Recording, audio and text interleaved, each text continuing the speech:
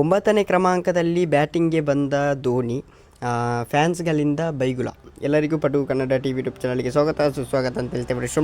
ಶುರು ಮಾಡೋಕ್ಕಿಂತ ಮೊದಲು ಯಾರೆಲ್ಲ ನಮ್ಮ ಯೂಟ್ಯೂಬ್ ಚಾನಲ್ ಮೊದಲು ನೋಡ್ತಿದ್ರಿ ಅವರೆಲ್ಲ ಸಬ್ಸ್ಕ್ರೈಬ್ ಮಾಡ್ಕೊಳ್ಳಿ ಮತ್ತು ಅಲ್ಲೇ ಪಕ್ಕದಲ್ಲಿರೋ ಬೆಲ್ಲೈಕನನ್ನು ಪ್ರೆಸ್ ಮಾಡಿ.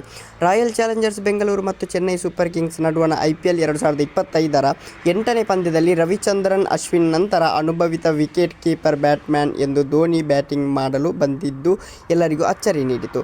ಕೇವಲ ಅಭಿಮಾನಿಗಳು ಮಾತ್ರವಲ್ಲದೆ ಅನೇಕ ಕ್ರಿಕೆಟ್ ತಜ್ಞರು ಕೂಡ ಆಶ್ಚರ್ಯಚಕಿತರಾಗಿದ್ದಾರೆ. ಚೆನ್ನೈ ಪರ ನಿರ್ಣಯ ರನ್ ಚೇಸ್ ಮಾಹಿ 9ನೇ ಸ್ಥಾನದಲ್ಲಿ ಬ್ಯಾಟಿಂಗ್ ಮಾಡಲು ಬರುತ್ತಾರೆ ಎಂದು ಯಾರೂ ಊಹಿಸಿರಲಿಲ್ಲ. ತಂಡಕ್ಕೆ ತುಂಬ ಅಗತ್ಯವಿದ್ದಾಗ ಧೋನಿ ಇಷ್ಟು ಕೆಳ ಮಟ್ಟದಲ್ಲಿ ಯಾಕೆ ಬ್ಯಾಟಿಂಗ್ ಮಾಡಲು ಬಂದರು ಎಂದು ಅನೇಕರು ಪ್ರಶ್ನೆ ಮಾಡಿದ್ದಾರೆ ಅಂತಲೇ ಹೇಳ್ಬೋದು.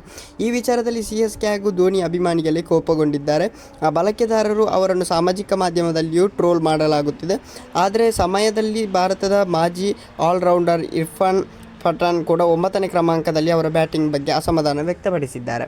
ಹೌದು, ಅಂತ ಹೇಳಿದರೆ 9ನೇ ಸ್ಥಾನದಲ್ಲಿ ಬರೋದಕ್ಕಿಂತ ಸ್ವಲ್ಪ ಬೇಗ ಬಂದರೆ ವಿನ್ ಆಗ್ತಿತ್ತು ಅಂತ ಹೇಳ್ಬೋದು. ವಿನ್ ಆಗಲಿಕ್ಕೆ ಚಾನ್ಸ್ ಇಲ್ಲ. ಓಕೆ ಗೈಸ್, ಮುಂದೆ ಸಿಗೋಣ. ಅಲ್ಲಿ ಲೈಕ್ ಶೇರ್ ಸಬ್ಸ್ಕ್ರೈಬ್ ಮಾಡಿ ಅಂತ ಹೇಳ್ತಾ ಲವ್ ಯು ಸೋ ಮಚ್.